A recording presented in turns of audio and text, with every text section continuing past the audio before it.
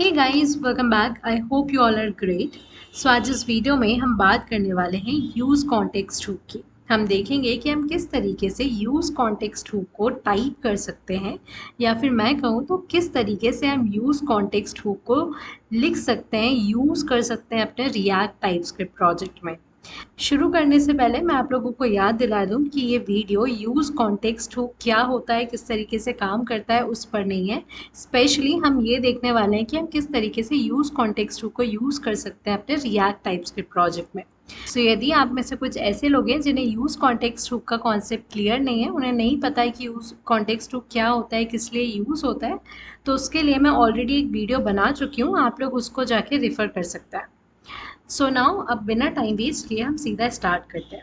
हमें देखना है कि हम किस तरीके से यूज़ कॉन्टेक्स्ट हुक को यूज़ करते हैं अपने टाइपस्क्रिप्ट प्रोजेक्ट में।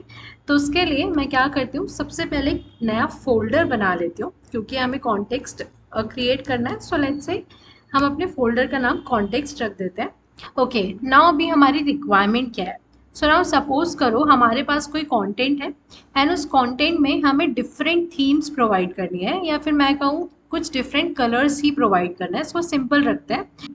सो अब उस कलर के लिए हम एक स्टाइल बना लेते हैं। सो नाउ लेट्स से मैं एक नई फाइल बनाती हूँ, let's say style dot T S, and इसमें मैं अपने स्टाइल ऑब्जेक्ट को लिख लेती हूँ। So let's say export constant style object, एक ऑब्जेक्ट बना लेते हैं स्टाइल का, ठीक है। एंड इसमें हम दो वैल्यूज रख लेते हैं, ठीक है।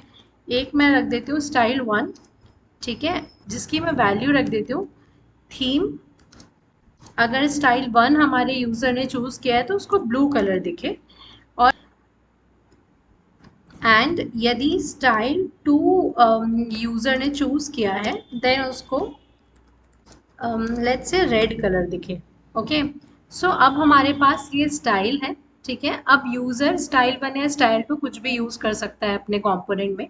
सो अब उसको हर किसी फाइल में इस स्टाइल को यूज़ करना है, तो उसके लिए हम इसका कॉन्टेक्स्ट बना लेते हैं। सो कॉन्टेक्स्ट बनाने के लिए मैं एक नई फाइल बना लेती हूँ एंड यहाँ पे मैं लिख देती हूँ let's say style context dot T S x.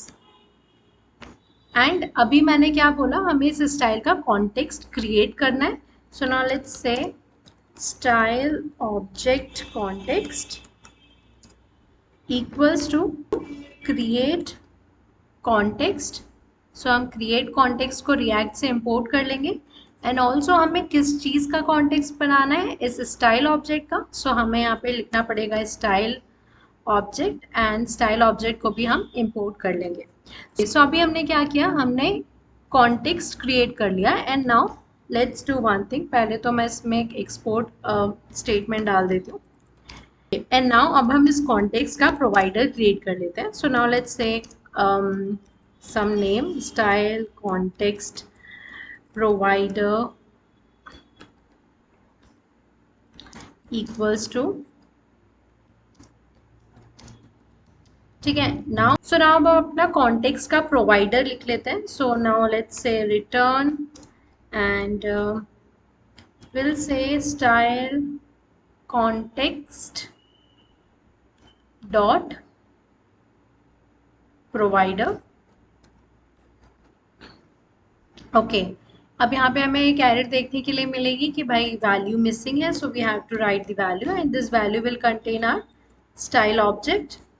And now यहाँ तक सब ठीक है, लेकिन इस प्रोवाइडर के अंदर हमें क्या करना है, इस प्रोवाइडर के अंदर हमें अपने कंपोनेंट्स को रैप करना है। वो सारे, अब इस प्रोवाइडर के अंदर क्या है, कोई भी कंपोनेंट्स आ सकते हैं, ठीक है, and that will be referred as children in our React. So हम यहाँ पे लिख देते हैं कि भाई यहाँ इसके अंदर चिल्ड्रन आ सकते हैं, एंड यही चिल्ड्रन को हम क्या करेंगे, इससे रैप कर देंगे प्रोवाइडर से। तो इसके अंदर कुछ भी आ सकते हैं, मतलब कोई भी रिएक्ट के डिफरेंट कंपोनेंट्स आ सकते हैं।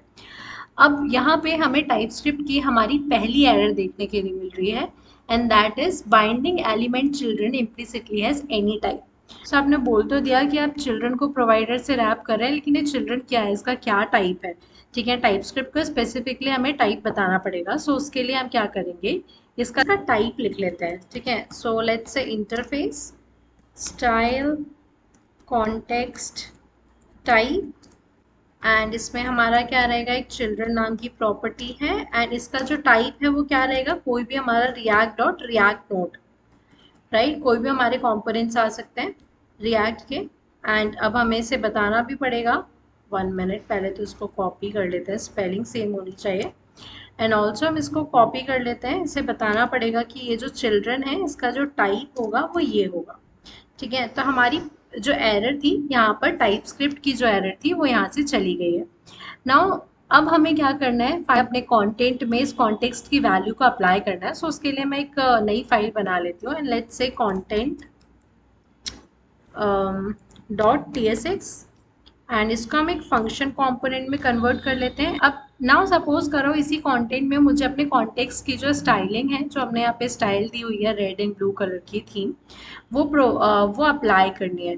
सो उसको कैसे कर सकती हूँ मैं, हमने कॉन्टेक्स्ट बना लिया है, अब उस कॉन्टेक्स्ट को हमें यूज़ करना है, तो हमें यूज़ करना पड़ेगा यूज़ कॉन्टेक्स्ट टू। कितना ज़्यादा यूज़ वर्ड का यूज़ हो गया but it's okay. Now let's say constant theme equals to use context and so जैसे हमने यूज कॉन्टेक्स्ट यहाँ पर कॉल किया, हमारा ये इंपोर्ट हो गया ऊपर। एंड अब हमें अपने इस कॉन्टेक्स्ट को जो कि हमने क्रिएट किया था उसको यूज करना है, तो will say style object context and ये भी हमारा यहाँ पर इंपोर्ट हो गया है। एंड नाउ इस थीम को हम यूज कर सकते हैं यहाँ पर।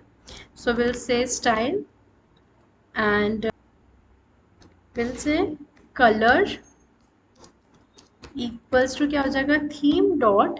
अब देखो हमारे पास ऑटोमेटिकली ऑप्शन आ रहा है, स्टाइल 1 आपको प्रोवाइड करना है, style 2। So let's say style 1 dot theme. इसको मैं सेव करूंगी तो क्या आता है देखते हैं हम ब्राउज़र में। ब्राउज़र में देखने के लिए सबसे पहले हमें अपने ऐप कंपोनेंट में इसको इंपोर्ट करना पड़ेगा कंटेंट को। सो लेट्स से कंटेंट यहाँ पर हमने इंपोर्ट कर लिया, इसको हम सेव कर लेते हैं and now let's go back to our browser. So आप देखेंगे तो ये जो कंटेंट है वो हमें ब्लू कलर का दिख रहा है। एंड यदि मैं इस कॉन्टेक्स्ट की वैल्यू को स्टाइल 1 की जगह स्टाइल 2 कर दूंगी एंड इसको सेव कर दूंगी, तो ये ब्लू की जगह अब हमारा रेड कलर का शो हो रहा है। ठीक है, तो इस तरीके से हमने क्या किया, यूज कॉन्टेक्स्ट को टाइप किया। अब यहाँ तक हमें कोई एरर देखने को नहीं मिली, खास यूज़ नहीं दिखा हमें टाइप स्क्रिप्ट का। लेकिन अब सपोज करो कि अगर मैं यहाँ पर थीम डॉट स्टाइल 2 की जगह कुछ और ऐसे वर्ड डाल दूँ या स्पेलिंग मिस्टेक हो जाए मुझसे कुछ, तो अब आप देखो टाइप स्क्रिप्ट हमें एक एरर दे रहा है, property style 2 does not exist on type style 1 या फिर स्टाइल 2। यानी कि टाइप स्क्रिप्ट यहाँ पे हमें ऑलरेडी बचा रहा है एरर्स होने से। ठीक है, तो एक इसका ये बेनिफिट है। सो हम यहाँ पे लिख देंगे सही स्पेलिंग। एंड नाउ सिमिलरली यदि मैं यहाँ पर वैल्यू जो मैंने ऑब्जेक्ट स्टाइल ऑब्जेक्ट की जगह अगर मैं कुछ रैंडम वैल्यू दे दूँ तो भी मुझे एक एरर देखने के लिए मिलेगी कि can not find name this. ठीक है, या फिर अगर मैं कोई नॉर्मल स्ट्रिंग दे दूँ, ठीक है, लेट्स से दिस स्ट्रिंग मैंने दे दी, तो यहाँ पे मुझे एक एरर दिखेगी, type string is not assignable to the type this, क्योंकि ये जो वैल्यू है इसका जो टाइप है वो क्या हो सकता है, इसका जो टाइप है वो हो सकता है हमारा स्टाइल ऑब्जेक्ट। स्टाइल ऑब्जेक्ट क्या है, इसका टाइप ये है। ठीक है, so we cannot pass any random string or any other type, we have to pass this particular type। okay, so this is the correct type। सो यहाँ पर हमारा जो टाइप स्क्रिप्ट है वो हमें हेल्प करता है यूज कॉन्टेक्स्ट हुक को लिखने में, टाइप करने में विदाउट एनी एरर्स। तो ये बहुत सिंपल सा सिनेरियो था जिस पे हमने अभी बात की। एंड आई रियली होप आप लोगों को ये कॉन्सेप्ट समझ आया होगा। So I guess that is all for this video guys, मिलते हैं नेक्स्ट वीडियो में। बट बिफोर लिविंग, यदि आप इस चैनल पर नए हैं तो please like the video and also यदि आप इस चैनल से थोड़ा भी कुछ सीख रहे हैं तो please like the video and also comment your genuine feedback. Thank you guys for watching.